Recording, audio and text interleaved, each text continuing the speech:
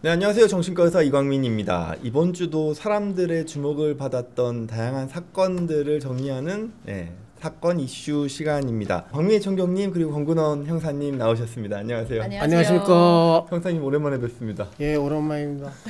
뭐 오래간만입니다. 근데 별로 안 반가운 것 같은데. 안 반가우신 것 같은데요? 뭔가 이미 피곤해 계신 것 같은데. 너무 피곤해 지금. 형사님 텐션 올려주시기 바랍니다. 오늘 여기 오느냐고 한 4시간을 열심히 오다 보니까 많이 지쳤어. 형사님이 저희 방송을 함께 해주시기 위해 가지고 이렇게 에너지를 쓰시고 오셨는데 그래도 그러니까. 남은 에너지를 더 올려주시기 바랍니다. 예, 알았습니다. 자, 첫 번째 사건입니다. 운동부 후배 성폭행 혐의 10대 실형 법원 주장이 우월적 지위 이용. 네. 이 사건 어떤 사건인가요? 이 사건은 그 중학교 체육부 주장이던 A 군이 지난 22년도에 다른 선배들로부터 보호해주겠다며 위협해서 후배 2명을 그 성폭행한 혐의를 받고 있는 거고요.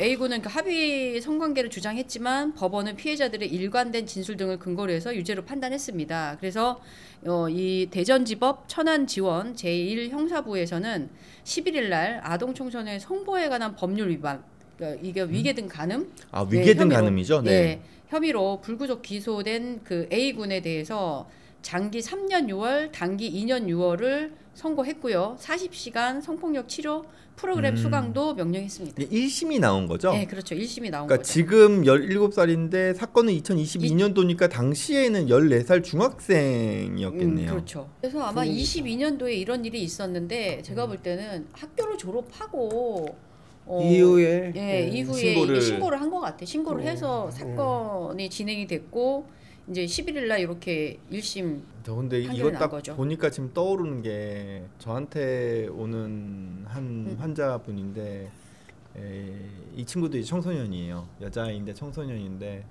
참 이렇게 예쁘장하게 생겼어요. 그리고 귀엽게 또 어쨌든 어리고 젊으니까요. 근데 문제는 이 친구도 이제 운동하는 친구인데 선배가 성폭행을 한 거죠. 근데 어디 가서 얘기를 못 하는 거예요. 왜냐면 자기가 운동을 계속 해야 되는데 이 선배는 좀 연배가 좀 많았어요. 그러니까 대학생 선배여서 계속 그 영역에서 활동을 하고 있는 사람인 거죠. 일정 부분 또 잘 나가는 선수기도 하고.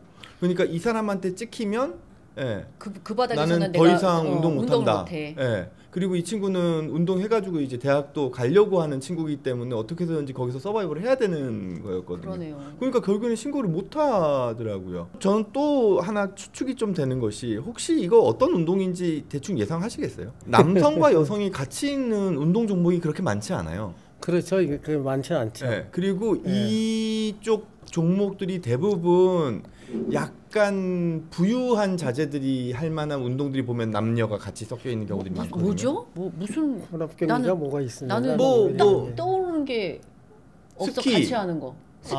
스키 그리고 또 스키를 같이 해요? 스키 남녀 같이 하죠. 아니요, 근데 같이 하는 게 아니라 스피드 스케이트. 그리고 승마 이런 쪽 영역은 남녀가 같이 하죠. 같이 할 수 있죠. 그래요? 근데 축구 남녀 구분돼 있을 거고요. 맞아요. 농구, 축구, 배구 유도, 다 씨름 이런 건 다 남자 여자 구분돼 있고 이게 요새는 따로 할 텐데 유도도 따로 옛날에 했었는데 요새는 유도도 혼합 경기가 있어요.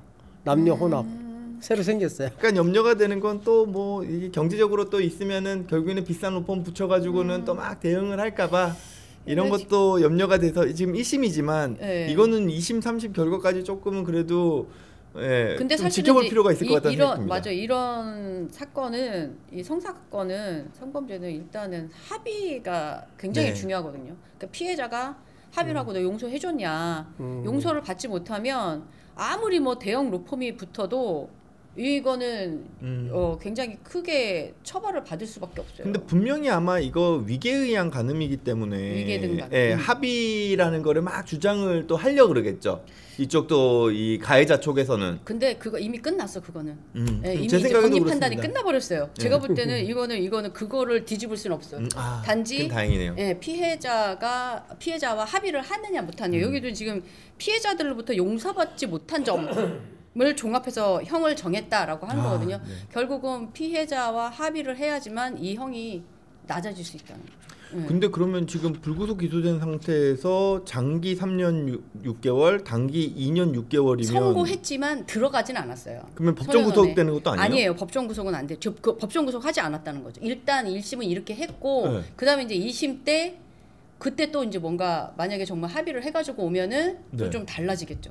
아 그러면은 2심, 3심 다 끝나야지 그 다음에 소년원을 가게 되는 거예요? 이 친구가 만약에 20살이 그러니까요. 재판하면서 20살이 넘었다. 그럼 네. 소년원이 아니고 교도소로 가겠죠. 네. 아 네. 근데 성인이 되면은 또 바뀌거든요. 제가 지금 이해가 안 되는 게 장기 3년 6개월, 단기 2년 6개월이면은 장기로 갈 수도 있고 단기로 갈 수도 있다는 그런 얘기인가요? 그렇죠.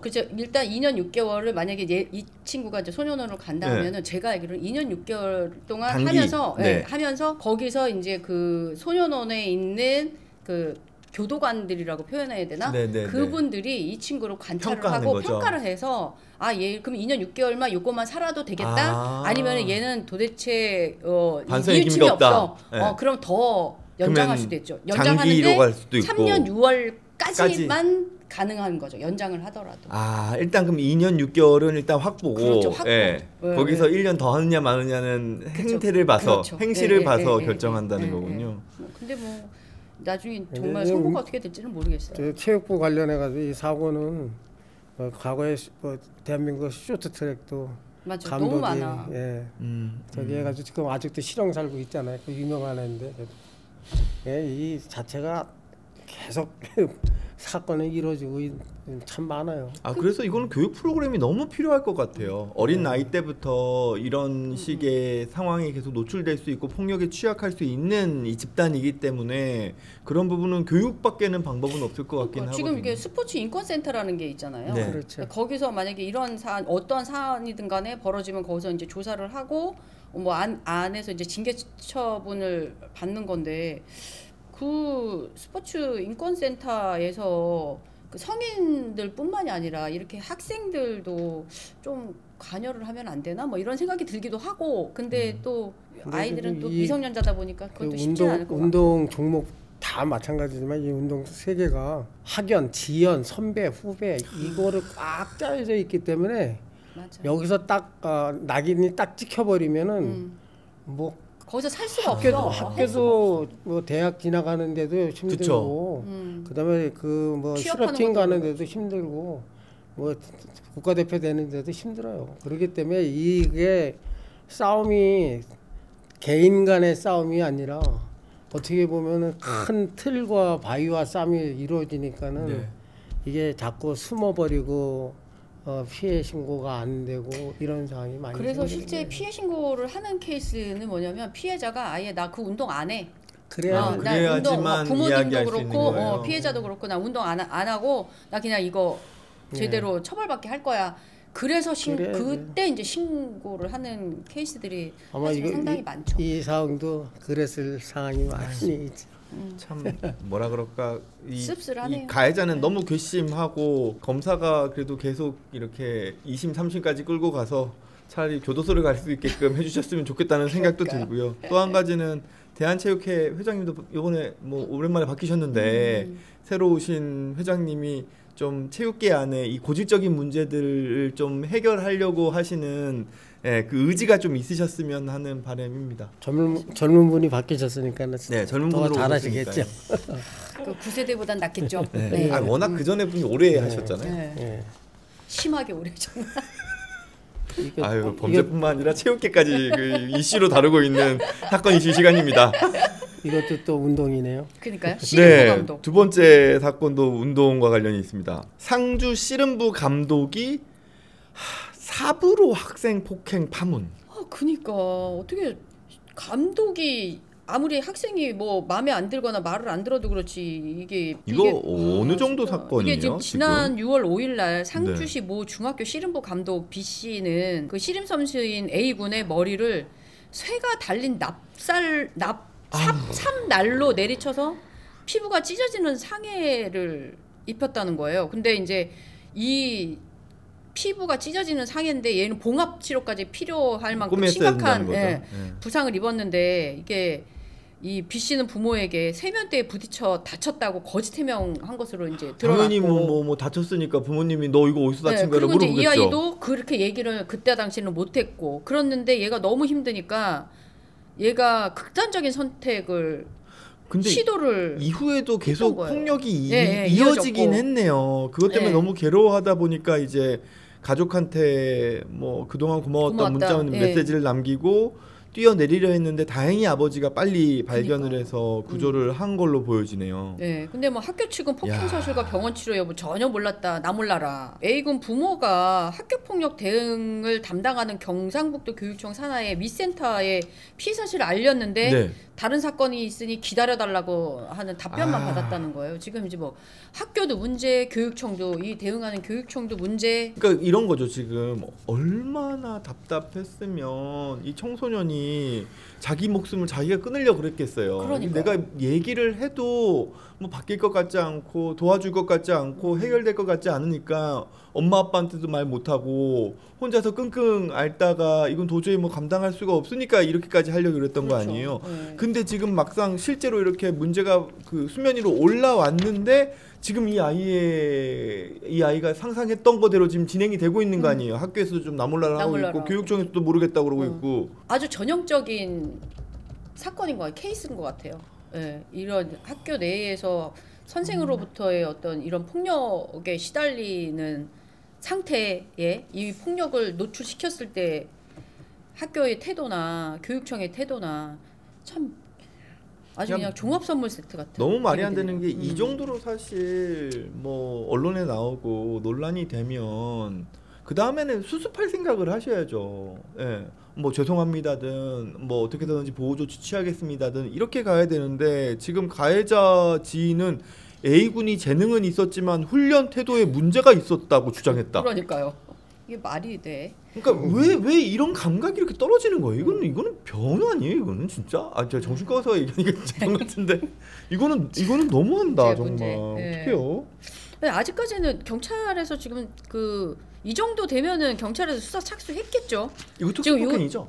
그렇죠. 특수폭행이죠. 특수상해. 특수상해. 네. 그다음에 이제 아동학대 처벌법에서 그 보호자에 의한 그 학대인 경우에는 또 가중처벌되거든요. 2분의 1 가중처벌. 그러니까 그거에 이제 가중처벌까지 들어가는 거죠. 그러면 이 정도 되면은 이 선생님이라고 얘기하고 싶지도 않네요. 이 인간은 구속.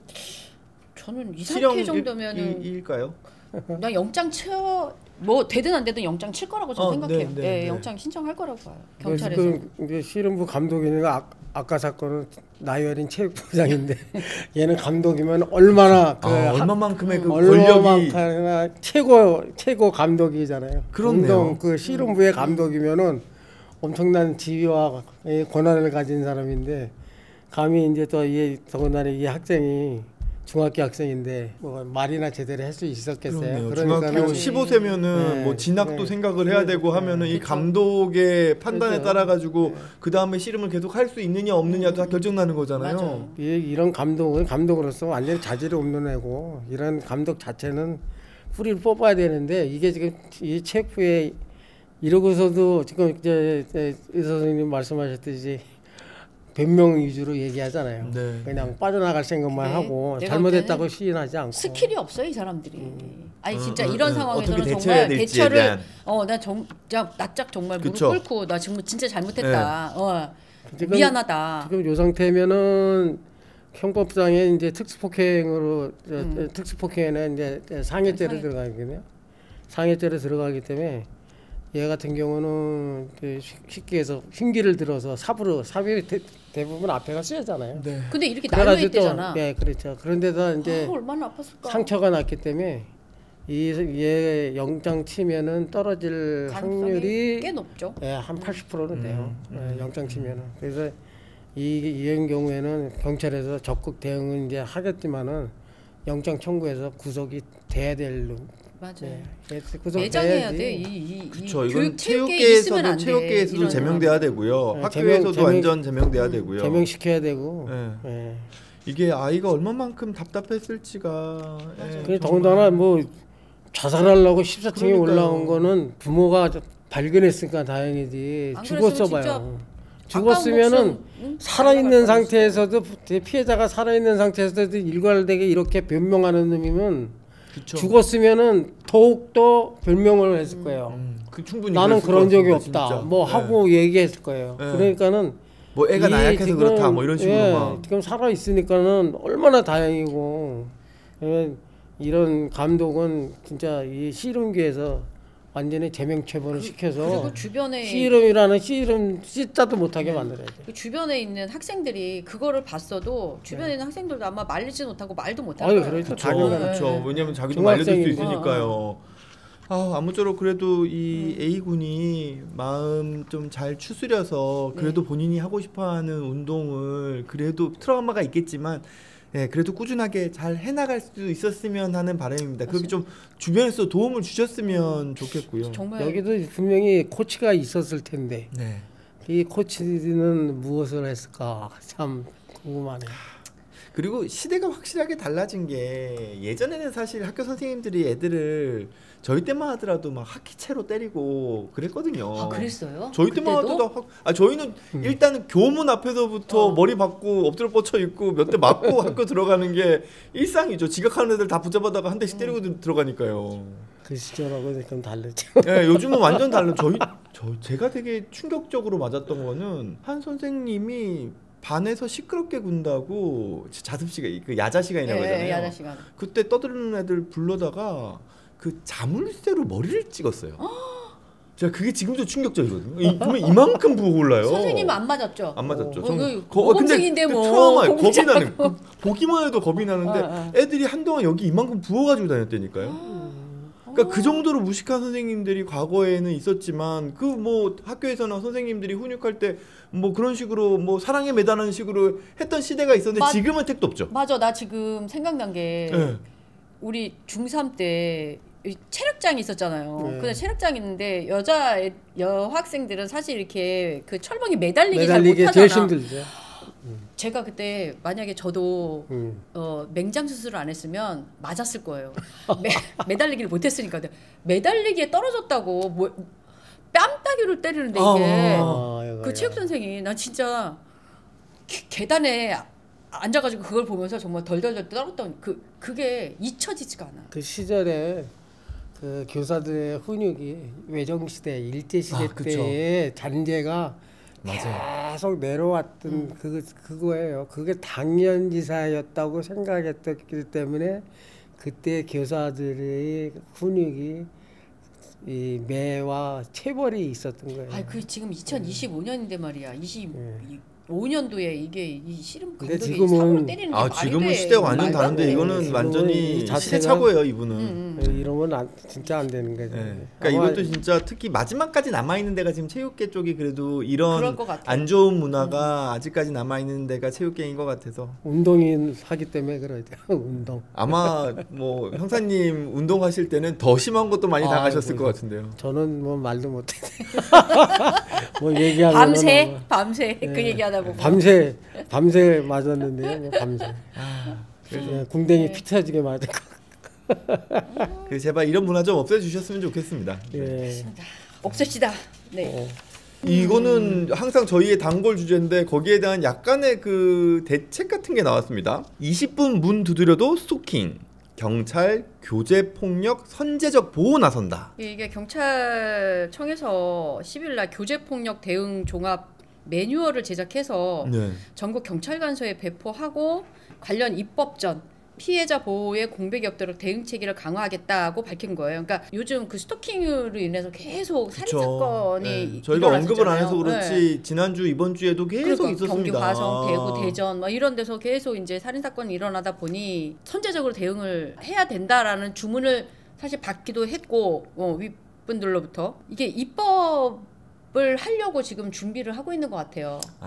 입법 전이기 때문에 대책 같은 거군요. 얼마 전에도 이제 스토킹과 관련해가지고 개정을 해야 될 필요성이 있다. 그래서 뭐 이런 조문 좀 바꿔야 된다. 뭐 이렇게 해서 준비를 하고 있는 것 같은데, 근데 이제 문제는 이 교제폭력 피해자들이 어떤 폭행을 당하거나 어떤 범죄에 노출됐을 때 네. 피해자를 보호할 수 있는 보호 조치에 법적 근거가 없는 거예요. 아 교제폭력. 교제폭력은 이제 가정폭력은 가정폭력은 있는 거죠. 그렇죠. 스토킹은 있고, 스토킹 처벌법이 있고, 네. 가정폭력은 가정폭력 처벌법이 있고, 아 그렇네요. 아동학대는 아동학대 처벌법이 있는데 네. 지금 교제폭력만 지금 없는 상태거든요. 아 교제폭력이라는 거에 별도의 그 법률이나 이런 건 들어본 적이 없는 것 같네요, 없죠. 진짜. 네. 사실 이제 스토킹도 스토킹 처벌법, 이 스토킹에 대한 법을 이 제정해달라고 한 게 사실 20년 전부터 시작이 됐었던 건데 결국은 이 법이 만들어진 거는 노원 세모녀 살인 사건 아시죠? 그 사건이 일어난 다음에 이 법이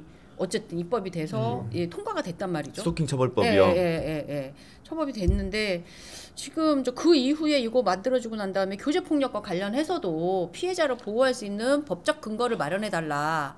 이제 시민단체에서 이제 여성단체나 시민단체에서 계속 요구를 하고 있는데 지금 당장은 뭐 할 수가 없는 상황이고 굉장히 논란이 많아요. 교제폭력까지 해야 되는가에 대한 부분 그렇게 돼버리면은 이게 완전 블랙홀이다.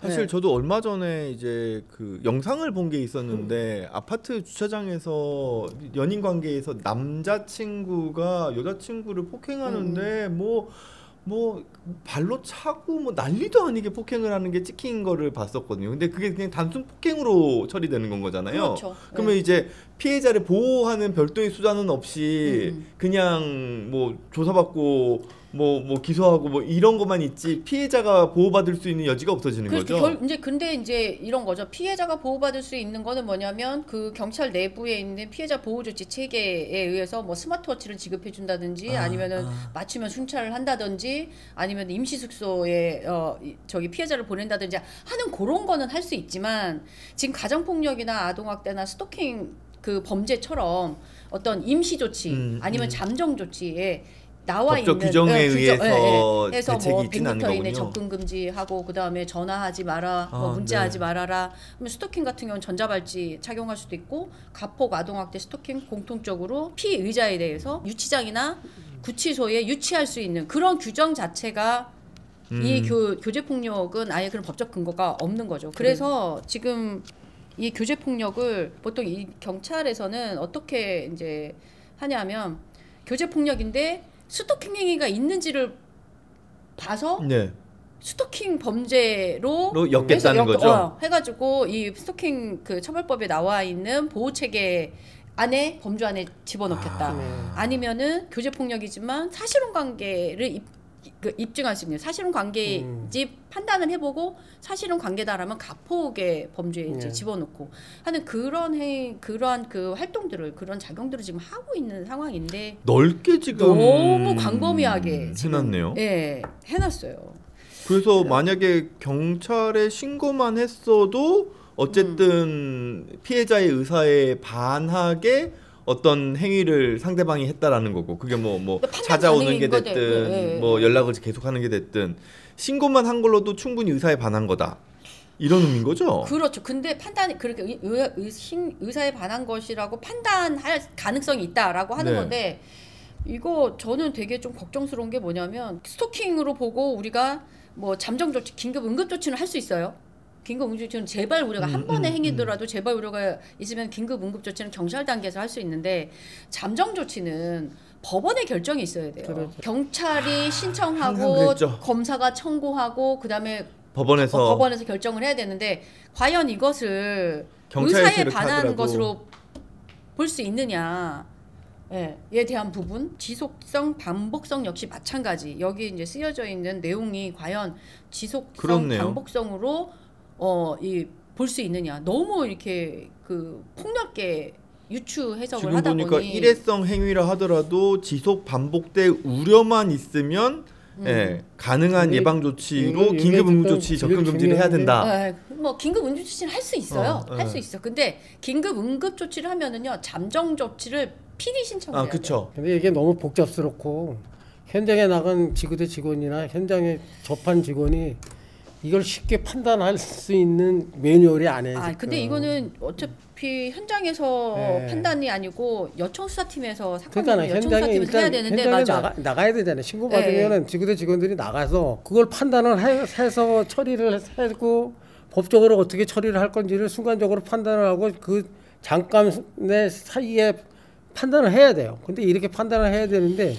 이렇게 복잡스러운 판단을 만들어 놓으면은 어떤 판단을 가야 될지 그 순간적으로 쉽지 않은 거예요. 복잡한 게 아니라 웬만하면 하라 이거예요 지금. 저의 근데 입장에서는 물론 이제 이 사건 이런 상황에서 수사를 하시는 여러 경찰 대응을 하시는 여러 경찰관 분들께서는 복잡해지실 수도 있겠지만 저는 이런 기사가 나오는 건 너무 다행이라고 생각을 하거든요. 지금 무슨 얘기냐면 사람들로 하여금 스토킹은 내가 스토킹이라고 뭐 보이지 않는다 하더라도 상대방이나 사회적으로 봤을 때 스토킹이면 내가 처벌받을 수 있어야 된다라는 경계심이라는 게 생기잖아요. 즉 사회적인 인식을 개선한다는 측면에서는 이런 기사나 이런 경찰청에서의 대응은 너무 필요한 조치라고 생각이 드는 거죠. 예. 네. 어쨌든 선제적으로 하는 거는 굉장히 필요한 부분이에요. 필요한 부분이고 그런데 이제 염려스러운 거는 과연 그래서 이렇게 했는데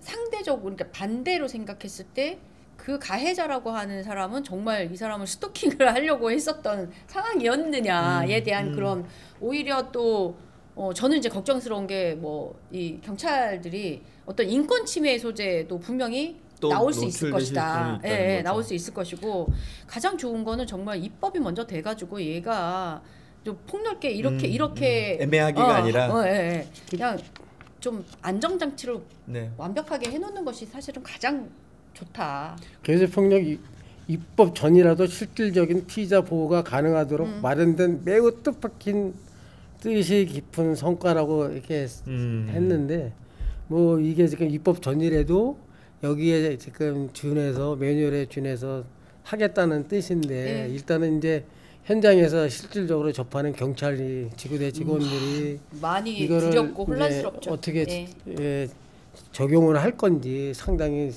이제 판단을 현장 직원들이 너무 이게 범위가 확장돼 있긴 하네요. 피해자 처벌 의사와 무관하게 형사 입건이 가능하도록 해놨는데 내용이 단순 폭행이더라도 물병, 우산 등을 들고 있으면 특수폭행으로 물병?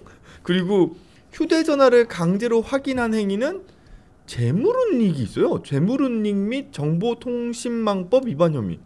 뭐 정통망법은 그럴 수 있어요. 근데 재물은닉은 뭐예요? 남의 핸드폰을 강제로 확인하는 게 최단으로 지금 법을 저촉시키기 위해서 엮을 수 있는 거 다 엮는 거예요. 다 엮어버리겠다는 그러니까는 거예요. 법적으로 법 적용을 시킬 수 있는 걸 최대한 지금 끌어낸 거예요. 끌어내서 뭐 물병도 흉기로 보고 우산은 당연히 흉기예요. 그러니까 완전히 최광의의 유추 해석을 하고 있는 그렇네요. 거예요. 그러니까 최단으로 핸드폰 몰래 보는 것도 재산 은닉까지. 그러니까 몰래 보는 게 아니라 뺏어서 강제로 뺏어서 협박해가지고 강제로 뺏어서 쳐다보는 거 그러니까 법적인 근거로 처벌을 할 수 있게끔 하겠다는 의도로 이거를 지금 법을 최대한으로 다 막 끌어 모은 거예요. 그래도 저는 박수 쳐드리고 싶은 게 제가 지금 스토킹 범죄가 거의 일주일에 한두 개도 아니에요. 맞아요. 이제는 거의 두세 건 이상 이렇게 강력 범죄가 연결된 스토킹 기사들을 자꾸 보게 되는데 왜 이렇게 늘어날까에 대한 걸 고민할 때요. 저는 그 자살 영역에서 베르테르 효과라는 게 있거든요. 이제 자꾸 언론에서 자살과 관련된 언급이 나오게 되면 사람들의 인식이 이 자살이라는 게 내가 충분히 그 고려할 만한 어떤 해결 방법인가 보다라는 식으로 그 문턱이 낮아져요. 근데 그런 것처럼 스토킹 범죄와 관련된 부분들이 자꾸 언급이 되다 보니까 사람들 입장에서는 스토킹이라는 것 자체를 내가 뭔가 마음에 안 들고 강제로 내가 집착을 하고 싶을 때 많은 사람들이 이런 식으로 이 스토킹이라는 걸 이용하나 보다라는 착각을 만들거든요. 그러면 지금은 가뜩이나 이런 범죄들이 너무 확산이 돼서 사람들의 인식 개선이 반드시 필요한 상황에 이렇게 좀 강하게 선제 대응을 하는 식의 기사나 경찰의 대응은 사람들로 하여금 분명히 그 문턱을 다시금 높이는데 효과적일 거라는 생각은 드는 거죠. 이 상황이 교제폭력으로 해서 살인사건이 계속 발생하고 그냥 매주마다 터지듯이 하니까 이거를 근거를 만들어야 되고 처벌할 수 있는 근거를 만들어야 되니까는 당연히 효과가 있어요. 이거는 좀 만들어 놓는 게 그 결과는 이제 앞으로 나타나겠죠. 어떤 효과가 있을려는지. 근데 일선에서 일하는 경찰관들은 참 그쵸. 조금 힘들 것 같아요. 지금도 무지 힘들대요. 네. 제가 그래요? 이제 물어봤더니 여청과니까요. 안전 조치가 이게 무조건 스토킹으로 신고가 되거나 교제 폭력으로 신고가 되면은 다 안전 조치를 한다는 거예요. 아, 지금은요? 그러니까 무조건 해. 왜 책임지면 안 책임 문제가 터지면 안 되니까요. 문제 터지면 안 되고 책임질 행위를 하면 안 되니까 그럼 무조건 해. 그러니까는 나는 이제 걱정인 게 뭐냐면 이제 여청 업무를 오래 했었던 사람으로서의 걱정은 너무나 많은 것들이 모든 범죄가 다 중요하면 중요한 게 하나도 없어. 다 그러죠. 네. 인력은 한정적인데. 네, 인력은 한정적이고 다 중요해. 거기서 사실은 굉장히 중요한 것들을 정말 선별을 잘 해야 되거든요. 그 선별을 잘 해야 되는 그 몫은 누구냐면은 관리자의 몫인 거예요. 네, 관리자의 몫. 근데 관리자들이 정말 그냥 자기 책임 안 지겠다고 무조건 위에서 뭐 신고 들어오고 뭐 위에서 이렇게 내려오니까 야 무조건 다 해버리면 사실 일을 하는 실무를 하는 경찰관들은 몸이 남아나지 못하죠. 네, 몸이 남아나지도 못할 뿐더러 그 얘기를 하더라고요. 나는 조만간 집에 갈지도 모르겠어요. 하루하루가 너무 불안해요. 이렇게 이야기를 하더라고요. 하루하루가 그만둘지도 너무 모르겠다라는. 그러니까 아니 문제가 생겨서 내가 나도 날려갈 수 있다는 잘릴 수 있다는 그런 불안감. 그래서 나 조만간 집에 갈 수도 있을지도 모르겠어요. 너무 불안해. 어디서 무슨 일이 터질지 모르니까. 근데 너무너무 할 일은 많아. 정말 이 경찰분들의 이 실질적인 애로사항에 대한 것들도 많은 국민들께서 좀 인식을 하실 필요가 있어 보이네요. 뭐 그래도 뭐 또 그들의 일이니까 당연히 해야 되는 거고요. 안 힘든 일이 어딨어. 난 이제 그만뒀으니까 이렇게 얘기하는 그리고 분명히 말씀드립니다만 이 스토킹이라는 거는 지나친 사랑이 아닙니다. 망상적 집착이에요. 그렇기 때문에 내가 그 누군가의 마음을 얻기 위해서 강력한 행동을 하면은 끌어당길 수 있지 않을까라고 고민하시는 분들이 있다면 그거 병입니다. 그 병이기 때문에 사랑 절대로 아니라는 거를 한 번 더 강조를 좀 드립니다. 10번 찍어 안 넘어가는 나무 없다? 속담이지만 10번 찍으면 그건 스토킹 범죄 행위가 됩니다. 잡혀갑니다. 집착은 병이다. 집착은 병입니다. 정말. 그리고 그렇게 좀 사랑으로 인한 상처도 좀 있어야지 사람이 단단해집니다. 그래야 더 좋은 사랑도 만나게 되고요. 그러니까 상처받는 건 너무 두려워하지 마시고 떠나가는 사람 붙잡지 마십시오. 맞아. 너무 또 안타깝네요. 대구 사망 일가족 3명 부검 완료. 자녀 사망 원인 다각도 수사. 이거 아직까지 원인이 분명하게 밝혀지지 않은 것 같은데요. 어떤 사건인가요? 이게 지금? 요거는 지난 10일 새벽 35분쯤에 신천동 아파트에서 화재가 일어나서 일가족이 사망한 그 사건을 지금 경찰이 수사 중이고 부검을 완료를 했습니다. 이거는 이게 경찰이 이제 불이 이제 19분 만에 진화가 됐고 발화 지점이 여러 곳이지만 타는 적이 크지 않은 점 등에 비춰서 10대 자녀 2명의 사망 원인이 질식사인지 외부 충격 때문인지 등을 다각도로 지금 수사를 하고 있는데 얘는 지금 실화인지 방화인지가 명확하게 나와 있지는 않아요. 지금 이제 수사를 하고 있는 중이고 근데 이상한 거는요. 이 오전 발생한 화재로 해서 어머니 A씨는 지상 화단으로 추락해서 숨진 채 발견이 됐고 아들 B군 그러니까 13살짜리 딸 C양 11살은 안방에서 심정지 상태로 발견이 됐고요. 그 다음에 이 현장 합동 감식에서 안방 등 4곳에서 양초와 성냥이 발견된 거예요. 그리고 문을 따고 들어갔더니 그 문 앞에 바리케이트처럼 가구로 서랍장 같은 거를 이렇게 쌓아놨다라는 거죠. 이거는 소방관 분들이 들어오는 거를 불편하게 만들기 위한 목적인 거죠. 일단은 지금 불이 난 지 19분 만에 진화가 된 걸로 봤을 때 큰 불은 아닌 것 같고요.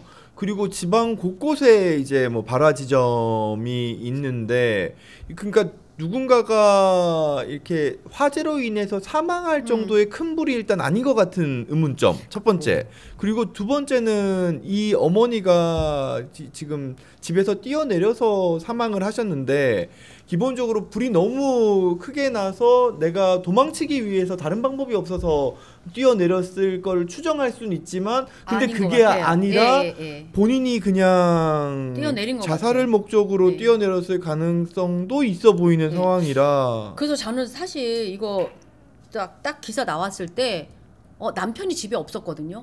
그 남편이 그러면은 이거 그런 내용은 아닌 것 같아. 했나라고 생각을 했는데 보니까 남편은 그런 혐의점이 없는 것으로 요즘 뭐 CCTV 다 있으니까 다 확인 가능했겠죠. 근데 지금 보니까 아파트 입주자가 방학이라서 그런지 최근 그 A 씨 집 아이들 모습이 보이지 않았고 아버지의 모습만 몇 번 봤다. 평소 다른 입주자들이 인사도 받지 않고 항상 계단으로 다녔다. A 씨에 대한 이야기인 거예요. A 씨 얼굴이 어두워 보여 우울증 등을 의심했다.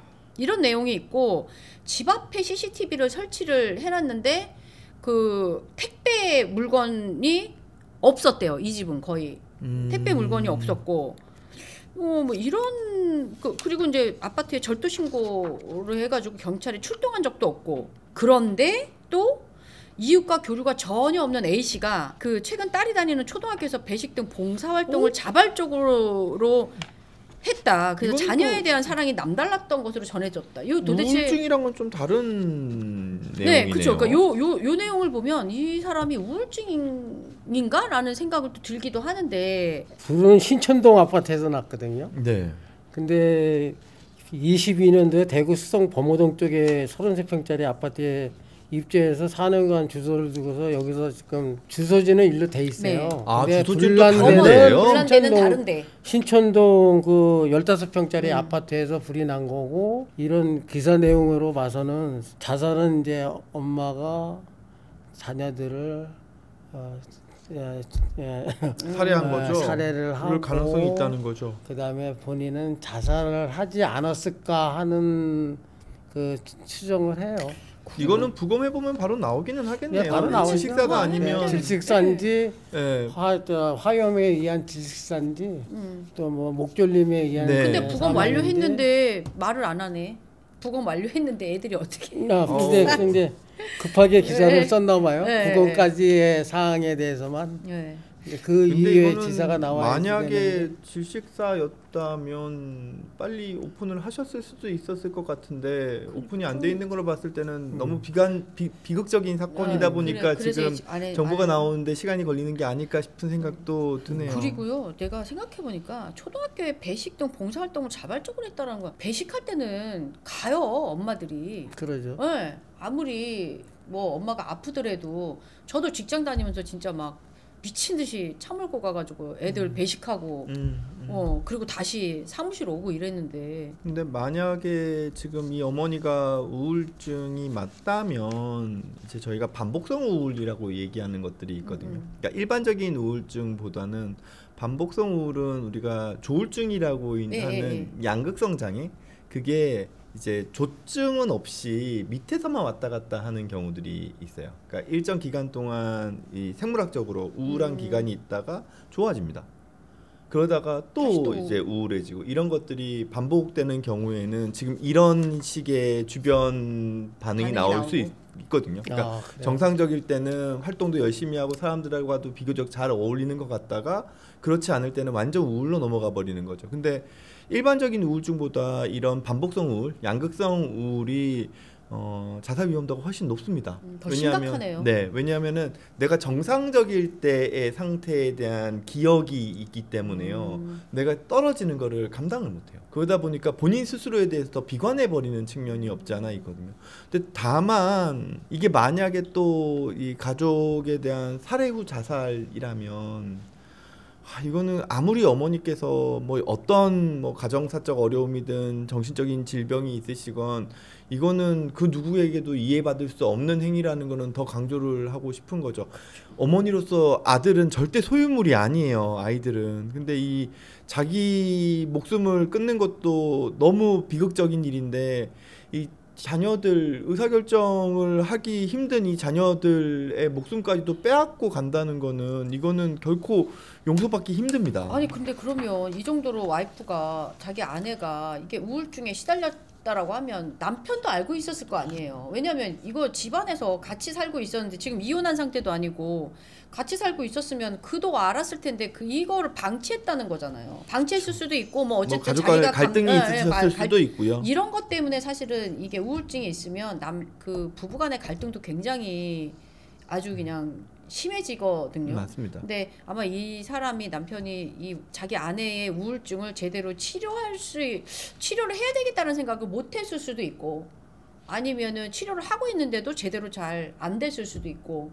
우울증의 이제 저 증상이 어떤가 좀 알고 싶어요, 제가. 왜냐면 그 강도가 초기와 중기와 아주 최대한의 아주 중증이었을 때 물론 우울증의 증상은 여러 가지가 있죠. 기분이 우울한 건 물론 당연히 있을 거고요. 네. 그리고 뭐 에너지가 떨어져서 처지고 만사 의욕이 없고 뭐 이런 것도 있겠지만 우울증의 가장 위험한 증상은 판단의 왜곡이에요.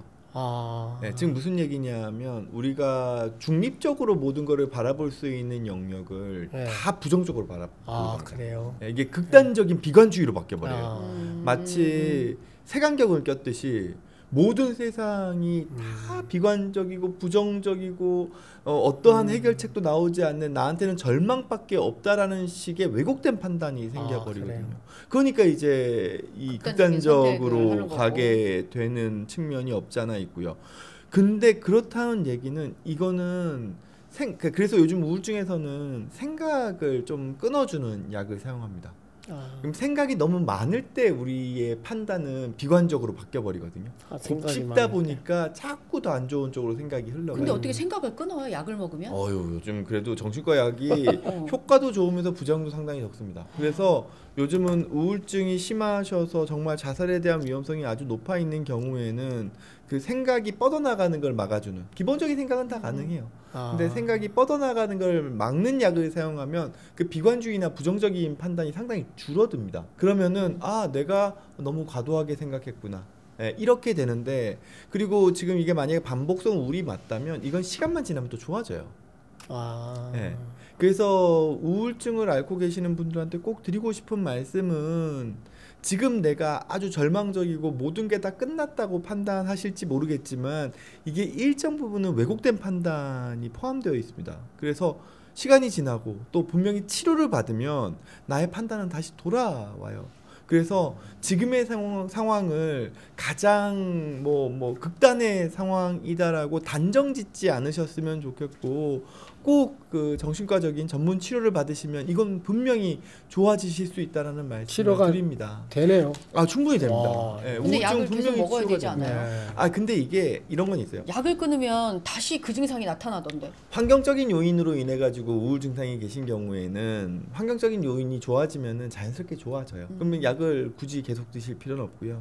이런 생물학적인 요인 때문에 반복적인 우울이 생기시는 경우에는 증상이 심할 땐 당연히 약이 좀 많아질 수 있습니다. 근데 안정을 찾은 다음에는 흔들리지만 않게끔 해주는 예방적인 약 용량으로 사용하면 약 용량을 상당히 줄일 수 있어요. 네. 그래서 정신과 약을 뭐 한 번 먹으면 뭐 평생 동안 센 약을 계속 먹어야 된다 이렇게 오해 안 하셨으면 좋겠습니다. 아주 좋은 얘기 해주셨습니다. 아니 이게 지금 이런 상황이 되게 계속 일어나잖아요. 네. 그 뭐 부모가 자살하면서 자녀 살해하고서 죽고 저도 여기서 몇 번을 우리가 다뤘었잖아요. 그러니까 이와 같은 내용에 보면 이제 대부분 그 선생님이 말씀하셨듯이 우울증에 의한 그런 자살이잖아요. 지금처럼 우울증이 치료가 될 수 있다는 거를 말씀해 주시는 게 너무 좋은 것 같아요. 그래서 결정된 절망이란 없습니다. 아무리 내가 절망적인 상황이라 하더라도 상황은 바뀌게끔 되어 있고요. 그리고 어떻게 해서든지 또 다른 기회들은 찾아옵니다. 그래서 결정된 절망은 없다라는 걸 좀 기억해 주셨으면 좋겠습니다. 맞습니다. 어린이집에서 백설기 먹다 숨진 18개월 영아. 교사 원장 송치. 백설기를 요만큼씩 줬다는데 그러니까 김포경찰서는 이제 업무상 과실치사 혐의로 그 김포 고촌읍소재 어린이집 교사 A 씨와 원장 B 씨를 불구속 상태로 해서 검찰에 송치를 했는데요. 이 사건은 지난 5월 22일 오후 3시 10분쯤에 그 자신이 맡은 원생 C군을 부주의하게 관리해서 음식물이 목에 걸리게 한 혐의를 받고 있는 거고요.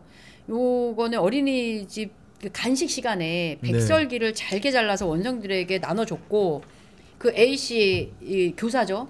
교사가 잠시 자리를 비운 사이에 이 C군이 백설기에 목이 막힌 걸로 조사가 된 거예요. 그래서 이 뭐 C군은 어린이집 관계자 신고를 받고 출동한 119 구급대에 의해서 인근병원으로 옮겨졌지만 30여 분 만인 오후 3시 38분쯤에 치료 중 끝내 숨진 그런 사건입니다. 만 2돌이 안 되는 남자인 거죠. 근데 아임리히법은 이게 아임리법을 했다니까 이거 이렇게 복부를 강하게 해서 그 이 폐를 급격하게 압박하면 이제 공기 주머니를 세게 누르면 압력으로 튕겨 나오듯이 기도 막혀 있는 거에서 음식물을 뱉어내게끔 하는. 근데 이 아이도 그렇게 했을 요법이거든요. 이게 근데 이게 실질적으로 떡 같은 거나 이런 거는 안 되죠. 여기가 들러붙잖아. 안 될 확률이 많다고 합니다. 그래서 이게 백설기 자체가 근데 이게 지금 어린이집에서 백설기를 갖다가 이 18개월 된 애한테 간식으로 해서 먹이는 이 과정이 참 위험한 사항인데 자리를 또 더군다나 교사가 비운 상태에서 이 백설기 떡을 어떻게 간식으로 이렇게 줬는지 간식에 이렇게 이제 저 식판에다가 이렇게 조금씩 놨겠죠. 그거하고 이제 뭐 음료수하고 이게 좀 아임리법이 나이에 따라 좀 다르잖아. 그 하는 게 가슴 압박하는 방법도 있고 저는 어린애들은 18개월짜리를 어떻게 이렇게 그러니까 어린애들 같은 경우는 엎어놓고 등을 두들기는 방법이 있고 그 나이에 따라서 조금씩 차이가 있어요. 그리고 이거는 나올 때까지 그냥 강하게 하는 수밖에 없어요. 근데 왜냐하면은 뭐 아이들 같은 경우에 다 자꾸 입에 뭘 넣을 수 있기 때문에 꼭 백설기가 아니라 하더라도 무슨 장난감 같은 것도 사실 들어갈 수 있고 그렇거든요. 그러면은 이거는 어떻게 해서든지 아이들을 그 기도에서 이물질을 뺄 수 있을 정도가 돼야 되는데 사실 이거 의사도 마음이 약하니까요. 아이잖아요. 또 혹시라도 뭐 뼈 같은 거나 부러지지 않을까 뭐 이런 것들이 18개월짜리를 어떻게 강하게 그렇게 제대로 했을까라는 생각이 들고 이거 참 저도 딱 이런 경우가 우리 애한테 있었어요. 저는 딱 3살 때였는데 3살 때 그 땅콩에다가 이렇게 약간 번복되는 과자가 하나 있었는데 그거를 이제 먹다가 누가 뺏으니까는 그걸 이렇게 집어넣고 뺏으니까는 울은 거예요. 울어가지고 그게 땅콩이 원래 그 잘 씹지 않으면 안 쪼개지잖아요. 그게 폐하고 딱 사이에 이렇게 걸려서 계속 애가 숨을 쉬는데 새소리를 계속 해요. 그리고 누워있어도 새소리라 그래서 병원을 데려갔더니 빨리 대학병원 데려가라고 하더라고요. 그래서 대학병원 갔더니 딱 그 폐 사이에 딱 걸려있다. 그러면서 나이가 어리기 때문에 이거를 수술을 해야지 되는데 어려서 잘못하면 그 천공이 생길 수도 있으니까는 뭐 죽어도 괜찮다는 걸 써라. 그래가지고 했던 적이 있어요. 내시경으로 해서 끝내는 거군요. 내시경으로 끝내는데 18개월짜리 애한테는 더 백설기가 위험한 거죠. 떡이 찐덕찐덕해 백설기가 아무리. 그렇죠. 그래서 정신과 같은 경우에도 이제 보호병동에 입원할 때 간식을 보호자분들이 가져다 주시게끔 되어 있거든요. 근데 떡은 보호병동에서 못 먹게끔 하고 있는 거죠. 근데 이게 위험성이 있으니까요. 교사도 일단 이제 책임이 있고. 근데 저희 원장님이 이제 이게 영양사가 아마 있을 거요. 그 어린이집에 있나요? 유치원 그 공립 어린이집은 영양사가 있더라고요. 근데 개인이 하는 사설은 경제 능력에 따라서 있는 데도 있고 없는 데도 있을지도 원생의 그 숫자에 따라서 좀 그러니까는 달라지죠. 공립 같은 경우는 영양사분이 있어서 식단을 짜요. 짜는데 만약에 영양사가 있었다면은 식단을 안 짰을 수도 있겠죠. 아니 나는 백설기를. 그리고 우리 애들 유치원이고 어린이집 다닐 때 백설기를 간식으로 줬다는 얘기는 제가 한 번도 못 들었거든요. 그러니까 저도 이거는 사실 그 부분이 좀 이상해. 저도 맨 처음에는 백설기한테 무슨 죄가 있나 이런 생각이 순간 했다가 근데 생각해 보니까 어찌됐건 이렇게 어린 영화들을 관리하는 어린이집에서는 적어도 이런 음식은 네. 적어도 아이들한테 사고의 위험성이 있으니 주지 말아야 된다는 어떤 가이드라인 같은 거 좀 필요하겠다는 생각이 드네요. 요양원도 마찬가지예요. 네, 맞죠. 요양원도 네. 인절미나 이런 거 어르신들한테 안 줘요. 네, 왜냐면 연화곤란이 있으니까. 인절미도 그렇지만 이 백설기가 더 잘 안 넘어가요. 식도에서 딱 잘 걸리는 사안이거든요. 그래서 뭐 약간 이런 거에 대한 이런 음식들은 아이들한테 준비하지 말아야 된다. 뭐 이런 거는 조금 마련될 필요가 있겠다라는 그렇죠. 가이드라인을 마련할 필요가 있겠다는 생각도 이런 들고. 걸 짜질 말았어야 될 네. 것 같아요. 그리고 또 한 가지 말씀드리고 싶은 거는 우리가 심폐소생술 같은 것들을 하게 되면 의료진 같은 경우에 그걸 그냥 얘기만 듣고 이렇게 하는 겁니다 하고 동영상 보거나 이러지 않고요. 실제 인형 같은 거에다가 심폐소생술을 하는 거를 실제로 시행을 하거든요. 그리고 심폐소생술을 할 때도 이게 압력이 강하게 들어가지 않으면은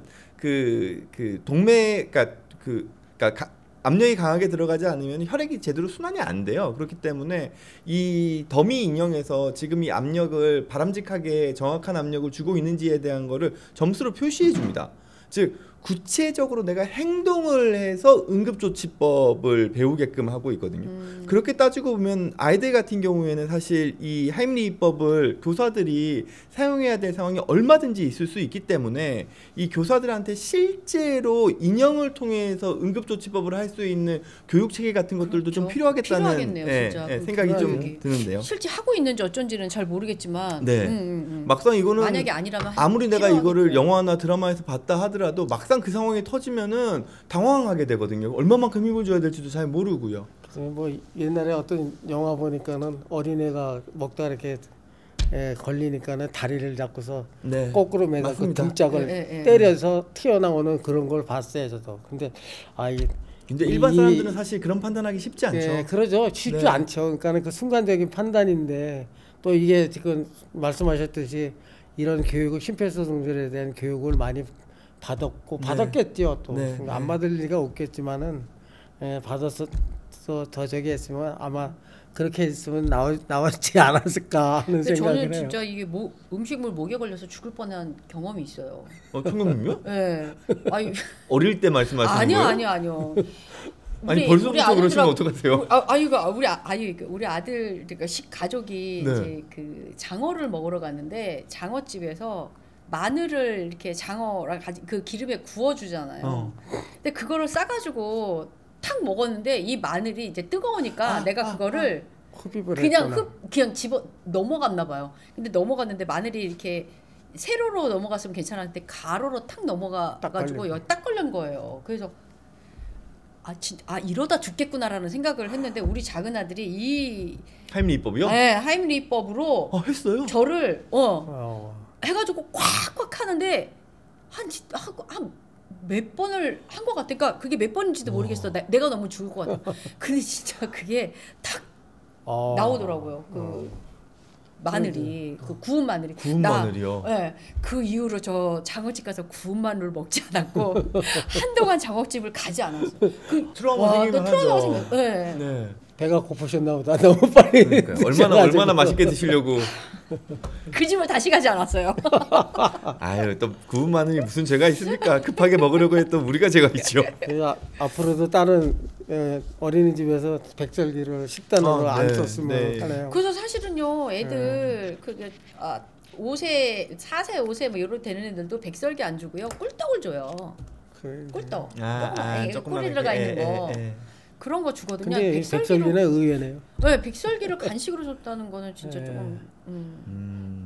그렇네요. 이 사건은 뭐 여러 가지를 좀 생각하게 되는 사건인 것 같습니다. 너무 안타까운 사건이지만 그래도 이런 일이 반복되지 않게끔 그래도 뭐 교육청이든 뭐 관리하는 데가 어린이집이면은 어린이집은 시군구청, 시군구청에서 이런 부분들을 유치원은 조금 교육청, 교육이라든지 이런 것들을 통해서 예방을 좀 잘 해주셨으면 하는 바람입니다. 금기 음식으로 어린이집에 절대 만들어서 음식을 주면 안 되겠어요. 백설기 같은 경우. 네네네. 아유 뭐 어찌됐건 이번 주에는 그래도 안타까운 사건도 있었고 또 나름대로는 또 경찰에서 또 어떤 대응을 해주는 것도 있어서 그래도 저희가 이렇게 방송을 하면서 여러분들한테 알려드리는 내용이 우리 사회를 조금은 더 안전한 사회로 만들어 나가는데 도움이 됐으면 하는 바람입니다. 네.